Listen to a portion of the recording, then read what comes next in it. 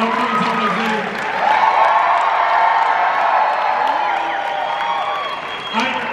just want you guys to understand this. I say this, I love you. I think that's what you said. Could be something like you, or I don't know. I've said this multiple times to people outside of Salt Lake City. This is my favorite panel room in every convention I've ever been to in my life.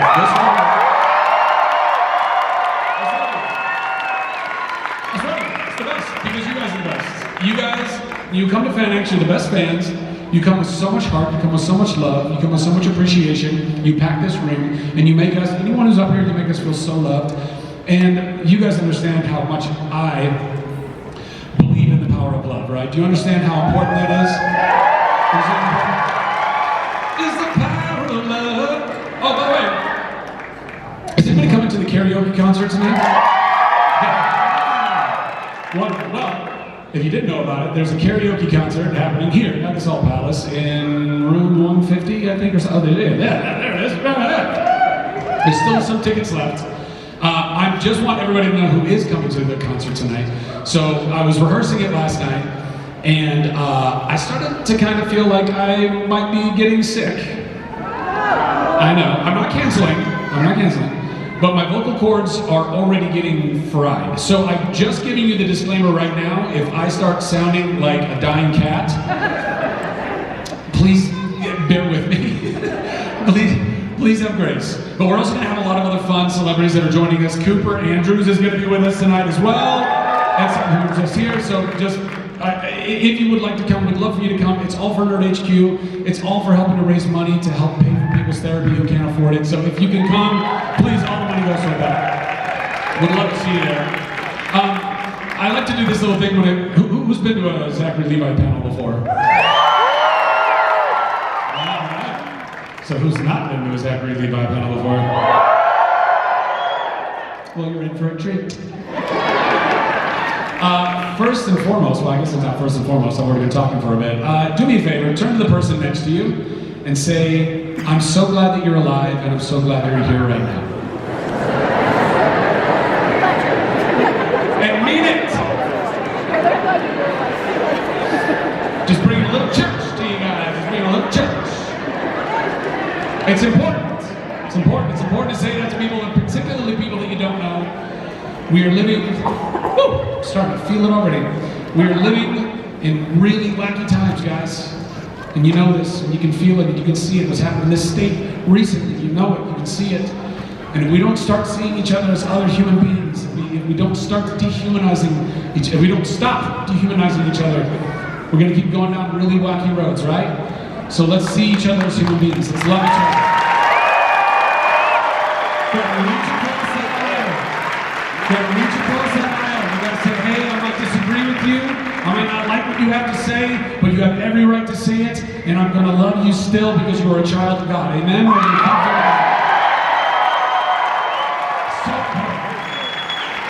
So, I'm gonna try. I've gotten a lot better at this at not dropping expletives, particularly in Salt. So I'm not gonna do it.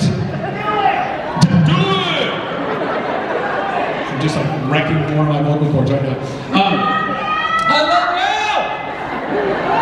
you! I should probably just like use the mic a little bit more and not shout. That would probably be better. I love you! So listen, I don't like to do moderated panels. Not that I have anything against moderators. Moderators are wonderful. But I really just want to hang out with you guys and hear what you have to say and what you have to ask, if that's okay with you. So, we have a line of questionnaires right over here. If you do have a question, I think this is the only line, right? Right over here? Over on that side? Okay, yes, I'm getting there's a camera coming in. So, if you have a question, we also have a microphone here? Or no? Or yes?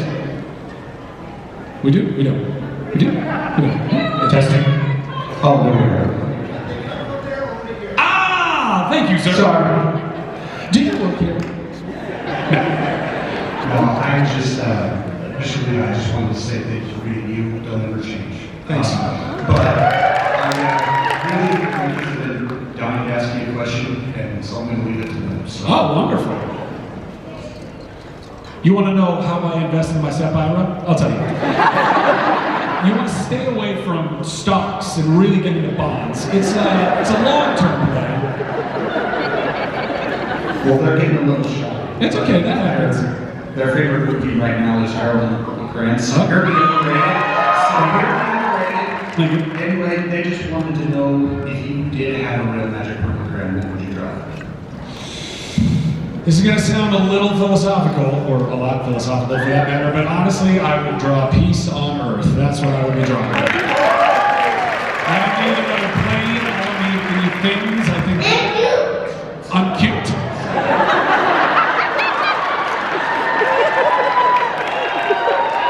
Well, I'll make my parents wear them. Yeah, I think that we are, again, I know this is a little, lofty for the kids. Although, drawing a cool jet ski wouldn't be bad. But I think that we are overtaken with consumption. We are overtaken with materialism. We are overtaken with consumerism. We all are being programmed to like, oh, I need this thing, and I need that thing, and I need the new phone, and I need the new bag, and I need whatever all that stuff is. The reality is, guys, we don't need almost any of that stuff. What we need is community. That's a huge thing. By the way, that's one of the things I love about conventions. So much wonderful community at conventions, right? So many people that are really passionate about so many things, and you get to come together about that. You get to come together in your love for that. So genuinely, I would be drawing peace on Earth. I would be drawing goodwill toward men. Whatever that looks like, that's what I would be drawing. So yeah, thank you for the question.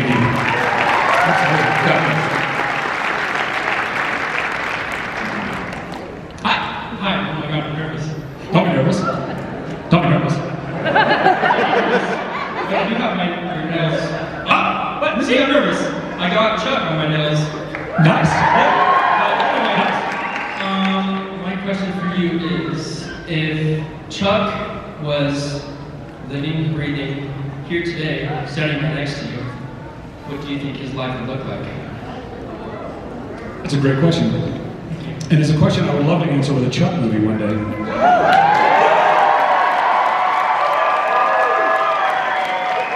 Which, listen. So at some point, I might need everybody in this room, or actually, that's a good question. Let me start there. Who here is a Chuck fan?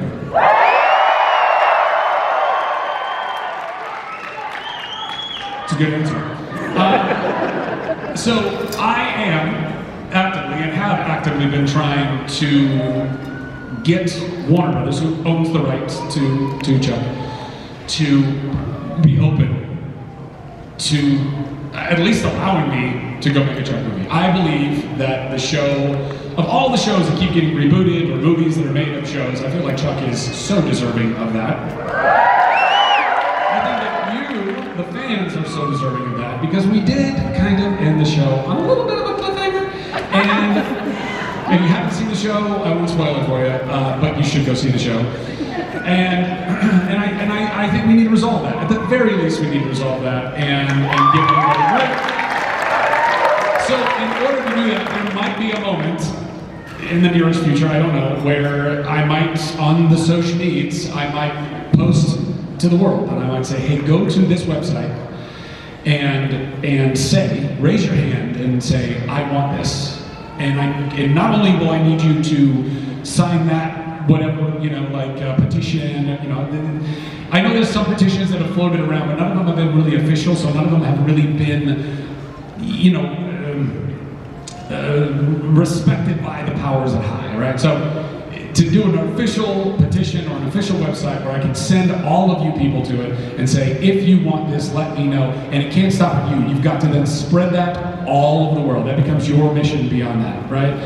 And if I can get enough of those signatures, and even like commitments of, I would spend, $10, or I would spend $20, or I would spend money on this thing, I think we can make that thing happen. And I think that it would be cool, to go back to your question, what would Chuck and Sarah and Casey and Ellie and Awesome and Morgan, what would their lives look like 15 years down the road? Because God, we're almost there. I know it doesn't look it.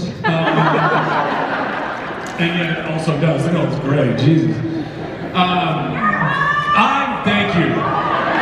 I'm not fishing for compliments.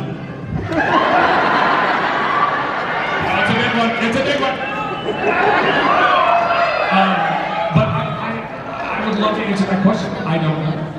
What would their lives look like 15 years on? You're saying Carmichael Industries would be $1 billion industry? You're probably right. All right, that's my answer. That's my answer. Thank you. Thank you. Well, it's cliche, but my family and I are huge fans of yours. Thank you. Thank you. We were wondering, so at the end, which you didn't want to spoil, but it's kind of awkward now because we've been spoiled. Spoil it. Go ahead. Thanks. If you didn't watch the show, it's on you. So, your wife and ship is Anisha. Whose idea was that? Do you think it was a good one? If that's okay to answer. You don't have to. We can go back. And would you change, or what ending would you prefer? Or what would you have chosen? Well, I don't know whose decision that was at the end of the day. Obviously, it was our writer-producers. I don't know whom in the room or collectively or whatever. To give them credit, I think that what they were attempting to do was create almost a loop with the show, right? So here's Chuck and Sarah on the beach in the beginning, and here's Chuck and Sarah on the beach at the end, and then Chuck explaining to Sarah this was our journey, right? Kind of reminding her. And then if you go back and watch the show, it's almost like that's what he's doing. It's like, so it kind of creates this fun little loop.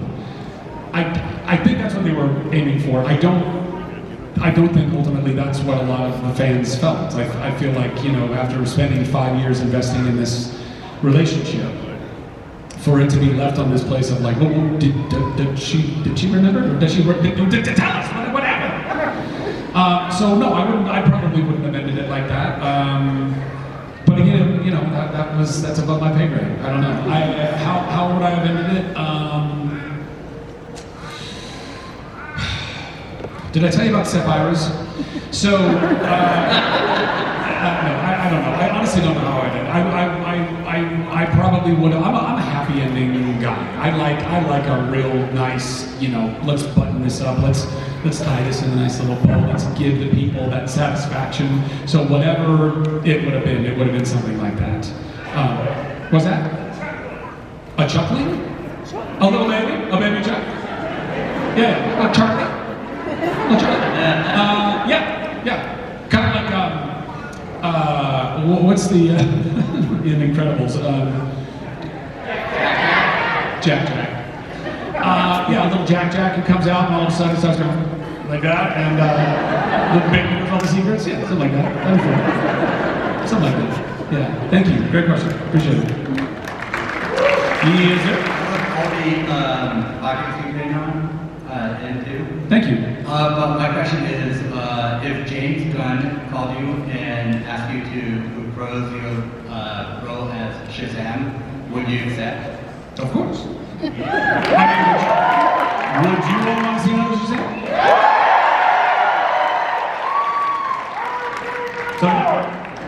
It's such a great role. I mean, listen, I grew up watching Christopher Reeve's Superman and Tom Hanks' Big, and I got to be both in one movie. And it was so much fun. It was so much fun to tap into that child in me that is still very present because I've been kind of, in Arrested Development in a lot of ways.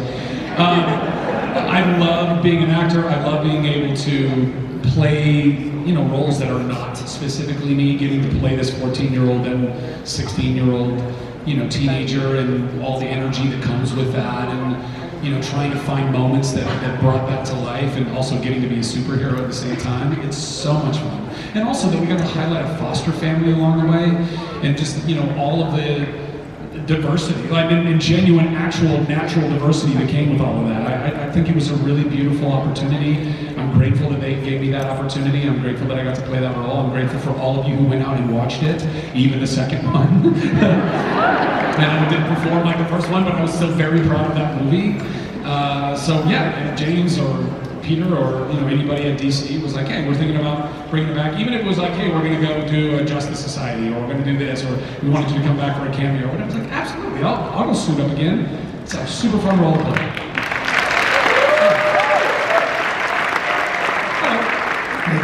growing up, in your younger years, you took some drama classes, acting classes. I was just wondering, what was your favorite character role, and what role did you work the hardest on your lines to do? And what was your favorite movie? And then what song are we going to sing from karaoke? Oh, you coming to karaoke?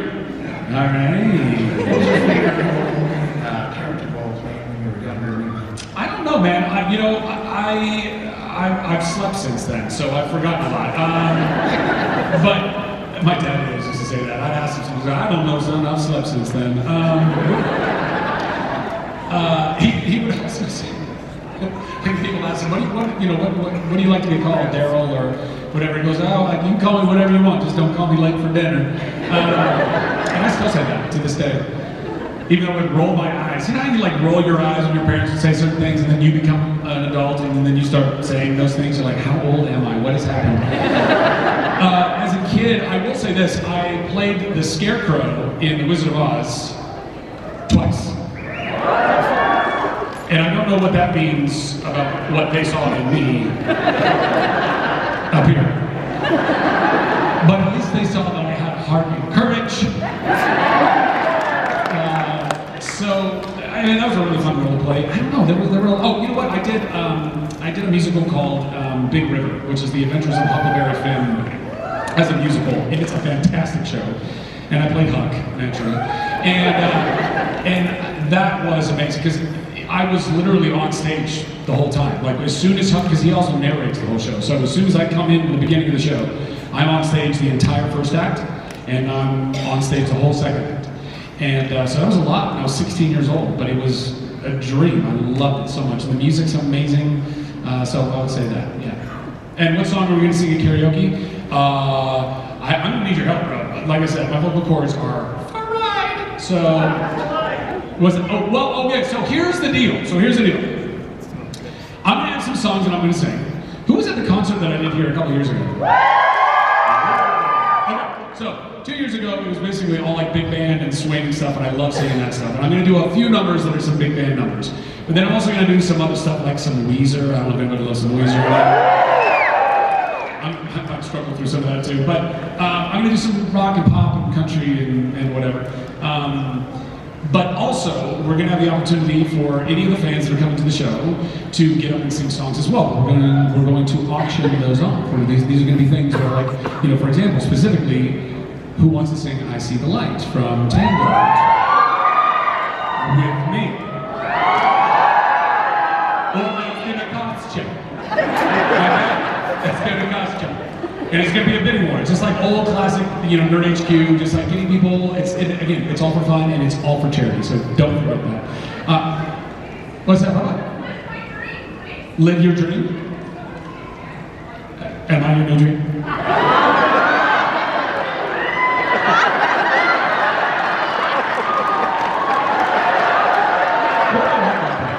What if this is just my natural gig? I don't know. You might get that. You might get that. I'm telling you, there's going to be a lot of people who want to sing that song. So I don't know. We'll figure it out. We're going to figure it out tonight. And it's going to be fun and loose and crazy and whatever. And then also, I don't know who. Basically, all the tickets are gone for tomorrow. Who's coming to the sketch movie show tomorrow night? And then good old-fashioned Nerd HQ dance party on Saturday night as well. So anyway, we're going to have fun. Thank you for coming tonight. Appreciate it. Yes. You guys ready?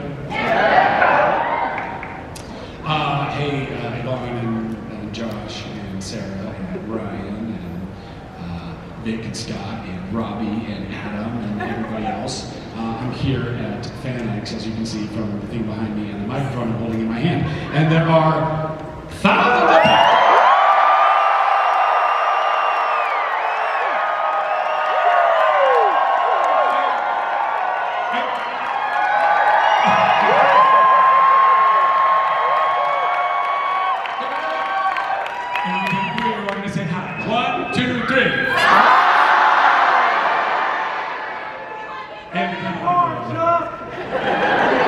Wonderful. Okay, one more question. No pressure. My wife loves you. I love Chuck. This one, she's a fan of me too, but she wakes up singing Golden. Don't be offended. But I just want to say, like, I'm a big fan. Everything you've done has just been magical in some form or way, and it's touched us through. I mean, I grew up watching you as a high school, and now I'm like old, right? So, It happens. yeah, it sneaks up on you. I just want to say that, where can we support you? What's in the pipeline? What do you got next? Thank you. That's an excellent question. Also, just one I don't know if you've heard of Kickstarter, but I'm pretty sure we can help you fund the next Chuck movie.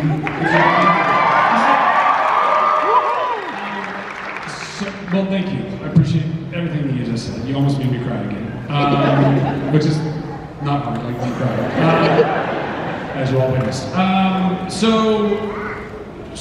Well, as far as Kickstarter and Chuck movie, so I think Kickstarter is awesome when it comes to like technology or products or things like that. But let's be honest. Movies, particularly, I mean, you know, Zach Braff, way back in the day, tried, you know, he kickstarted a movie, he got hell for that. Because a lot of people are like, well, you're an actor, you're Hollywood, you're elite, you've already got all this money, what do you need our money for? So it's hard, right? And way back in the day, I did a Nerd HQ event, we did a Kickstarter for it, and I got hell for that. So it's really hard to do a lot of these things, because I think the optics can be difficult.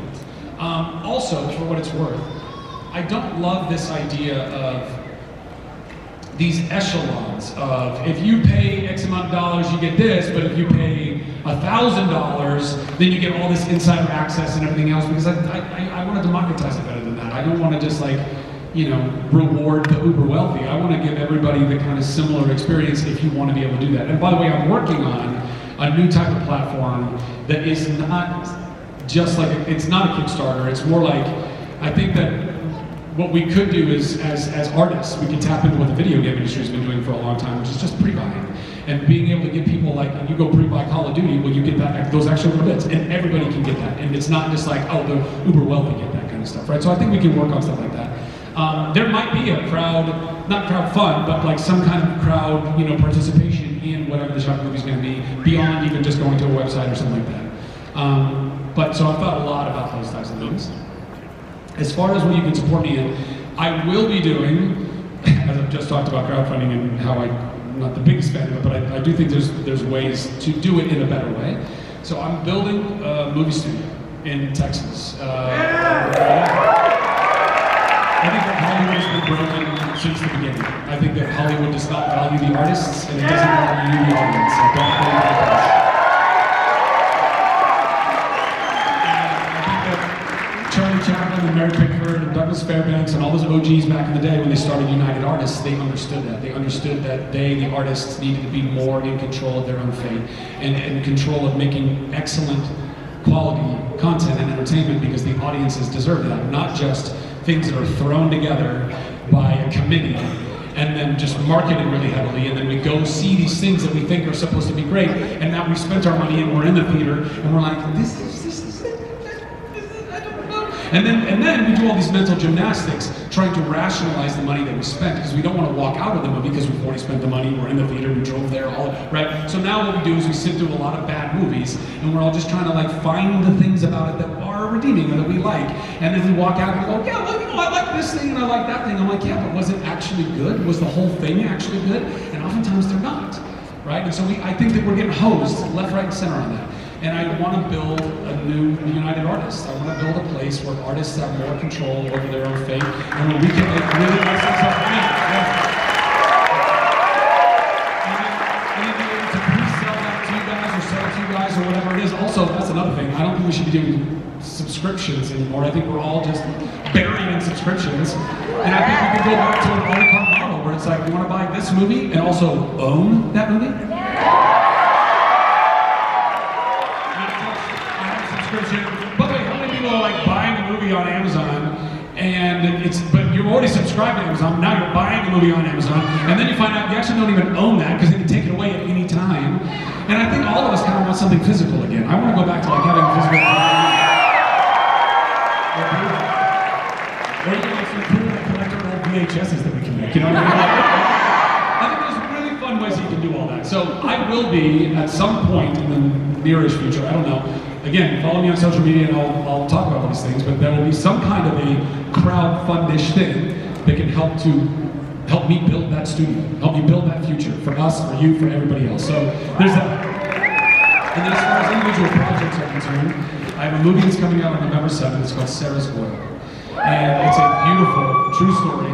It's about a young girl named Sarah Rector. She was a young 10-year-old black girl in Tulsa, Oklahoma in like 1913, when Tulsa, Oklahoma was not very welcoming to anyone who was black. And she and her family were previously slaves of one of the indigenous tribes, because back in the day everybody had slaves. And when the United States outlawed slavery, all the indigenous tribes outlawed slavery. And then the previous slaves became members of that tribe. And so when the United States gave land to the tribes, she, as a 10-year-old girl, got 160 acres. And she could read and write, and she had deep faith and intelligence, and she was reading the newspaper. She saw that the oil boom was coming across the nation. She went to her land, she prayed over her land, and she believed that God told her that there was oil in her land. And she went and hired a wildcat or oil man to help her get that oil out of her land and fight off all the racist flowers of the killer moon dudes who were trying to take it from her and kill her family. And as it turned out, she had the largest Pyrrhus oil reserve in all of North America. She became the richest woman in North America, in Tulsa, Oklahoma at that time, and nobody knows that story until now. So that comes out on November 7th, and I would encourage all of you guys to see it. Follow me on social media, and I'll keep giving updates for that and other things as we go. Yeah. Thank you so much. Everybody, please give a huge round of applause.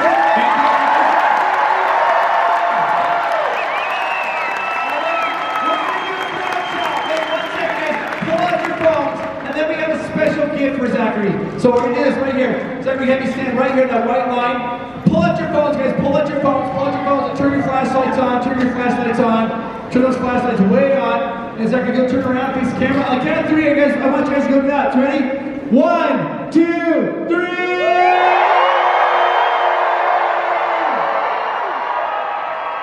Now we have a special thing here. We want to talk. Come here, Zachary. Come here, Lily.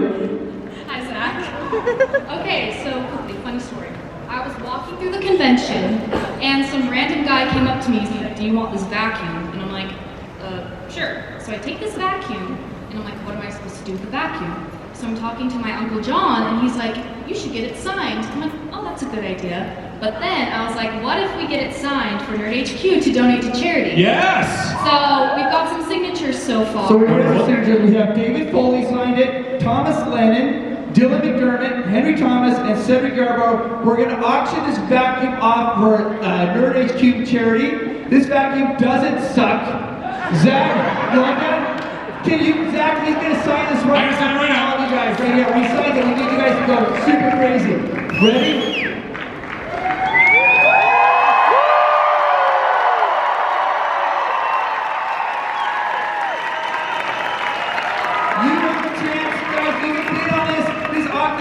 More signatures throughout the weekend, and then we're going to auction off, and all of it is going to Nerd HQ, which goes for mental health. Thanks one more time, guys. A huge round of applause. Thank you, everybody.